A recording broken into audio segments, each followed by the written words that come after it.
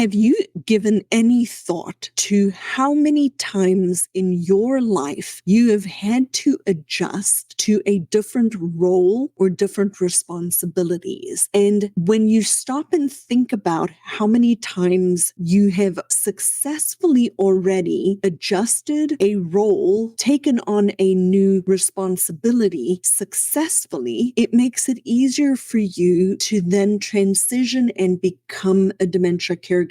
Today's episode is there to help empower you how you can really look at adjusting your own role and becoming a more effective dementia caregiver. So check out this next episode.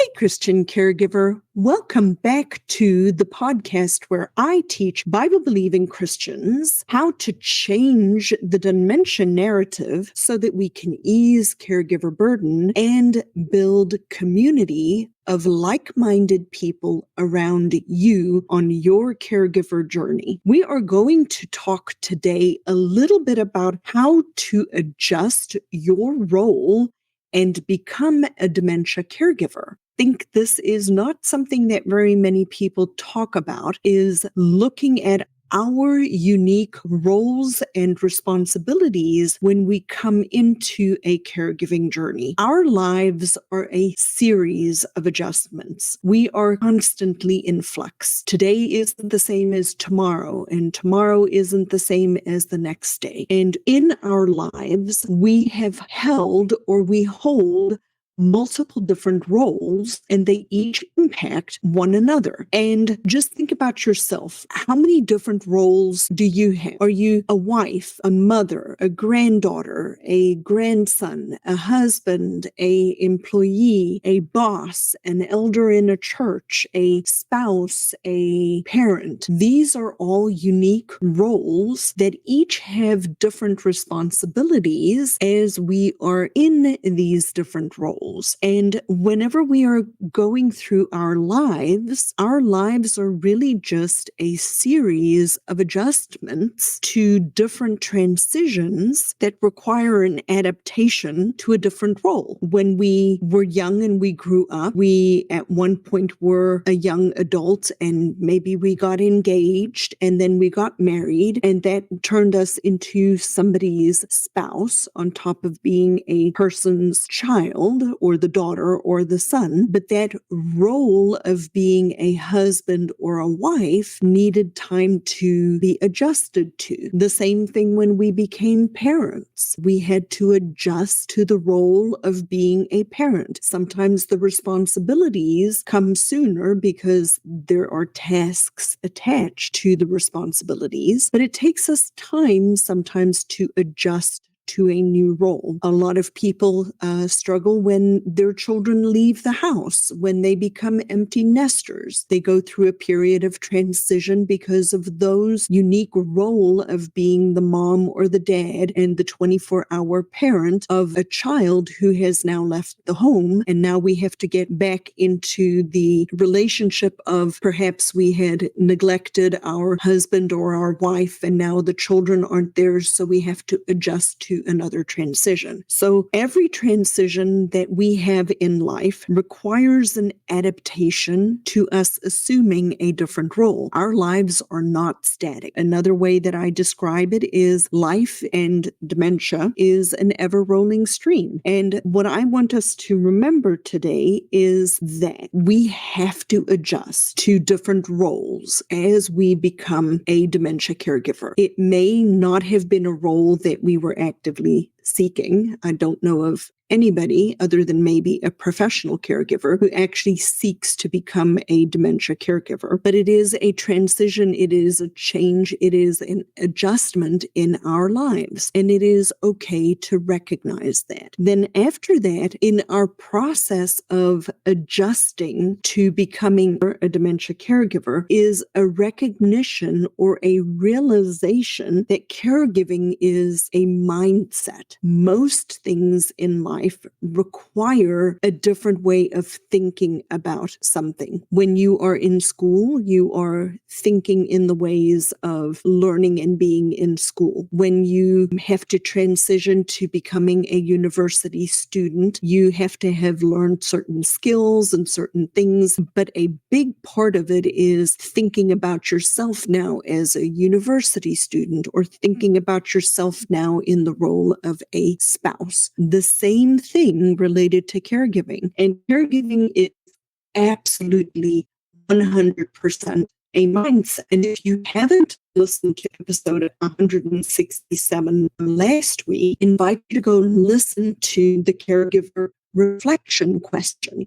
Can help us adjust to our caregiver role is, imagine you and I having this conversation a year or 2 or 3 from now, and you are reflecting back on this particular caregiving season of your life. What needs to have happened to feel happy and at peace with your progress, both personally and professionally, as well as in your caregiving role? And for you to reach that point of being happy and at peace with your progress, please note I'm saying happy and at peace with your progress.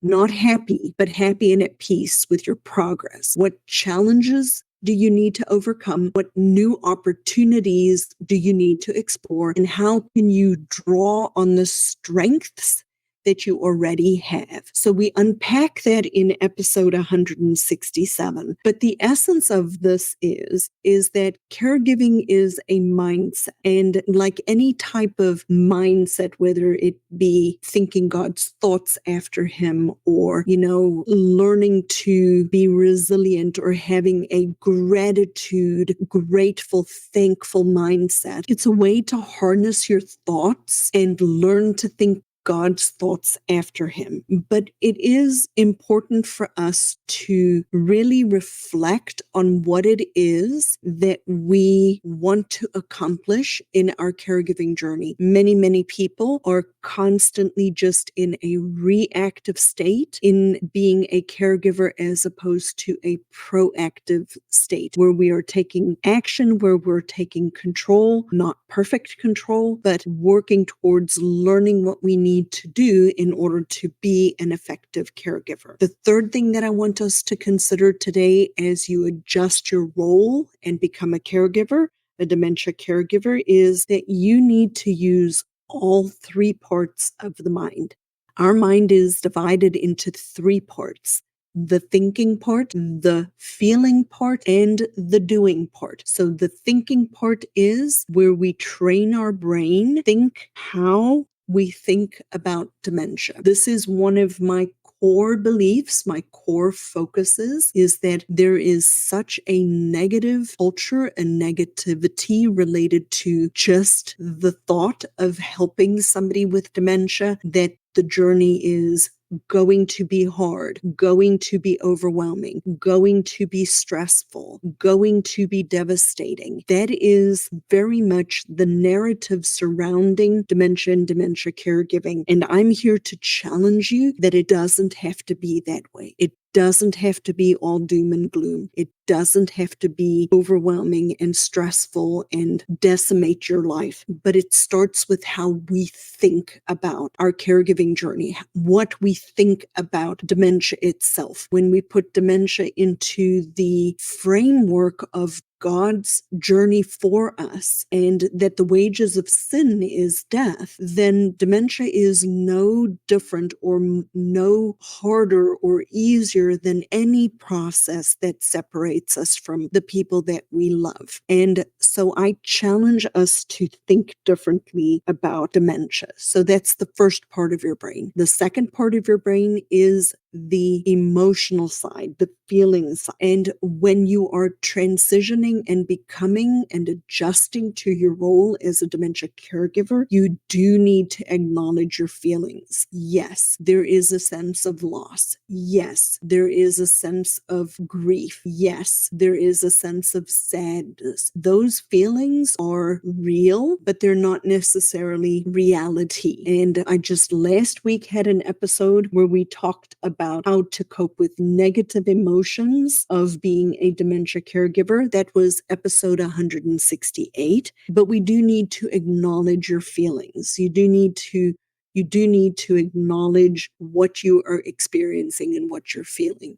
That doesn't mean that we stay there. It doesn't mean that we wallow in them, but we do have a feeling part of our body, and we need to acknowledge those emotions. And then we go into the doing part of the mind, and each person has a different way of combining their strengths related to everything that we do, how we strive when we're free to be ourselves, to problem solve and take action on things. And this part of the brain is called conation. It's not a word that very many people are aware of, but conation is really just our way of doing. And each of us is wired differently. We're not all wired the same. And if you know your Kolbe index, Kolbe index, how you intuitively take action and strive to do things when you're free to be yourself to solve a problem, you can leverage those strengths in order to be able to be a better caregiver. So a few things related to that. Some people need a lot of detail. Some people need a lot of information in order to be able to make better decisions. If you're that person, then research and learn and buy books and spend time in courses or coaching programs where you can learn what you need to know in order to be an effective caregiver. Some people just need an overview of the caregiving and what dementia is and can kind of just need it a little bit more simplified. Some people need a lot of structure in order for them to be able to be effective. They may need schedules and checklists and routines, very structured in order to be able to be an effective caregiver. Some people, more like me, can kind of fly by the seat of their pants, do really well with little structure, and can just kind of put it together on their own without having a very formal or structured process. Other people might need to brainstorm a lot of different possibilities, whereas if you have a different strength, you may need a lot more stability and not that many choices, and just have one or two that you really are considering. Other people may really need to learn the actual physical skills of providing care or doing the tasks of caregiving. And so these, knowing what your innate strengths are and how you spontaneously take action and problem solve, can help you be a more effective caregiver. It can help you adjust to your role as a dementia caregiver. And at the same time, these exact strengths, these same things that we just talked about, our innate abilities, our conation, is exactly why some things are harder for us as a caregiver. When we go with our strengths, when we're using our natural abilities and strengths for anything, the task is easier. When we're constantly going against our normal innate strengths that God gifted us with, it is going to be harder. If you want to know more about how your innate strengths work, I invite you to go to the Kolbe index. It's Kolbe index, and take the Kolbe index and learn what your innate strengths are. And when you get your Kolbe index, reach back out to me, and I'd be happy to sit with you and see how we can use your innate God-given strengths to be able to make your caregiving journey easier for you. So adjusting to your role as a dementia caregiver does take several different steps. Remember, each transition in life will require an adaptation for us to adjust to a different role. That caregiving is a mindset. It's something that we can continue to work on our mindset related to caregiving. There are some practical steps that you can take to use and leverage your innate strengths and abilities, and recognizing that if you go against your innate strengths and abilities, your caregiving journey will be harder. And so I invite you, if you haven't yet joined me for my Ask the Dementia Coach monthly meetup, the next one is September 19th, next Thursday, which is my birthday, and I invite you to come and be with us in a monthly meetup where I invite my listeners of this podcast to interact with me, to interact with one another, come find support, know that you're not alone, ask your questions, and become a part of being a co-creator for this podcast and be able to really help me in my journey to serve you at a deeper level. So if you want to sign up for that, link is in the show notes below, or you can just message me on Instagram or Facebook, the word ask, A-S-K.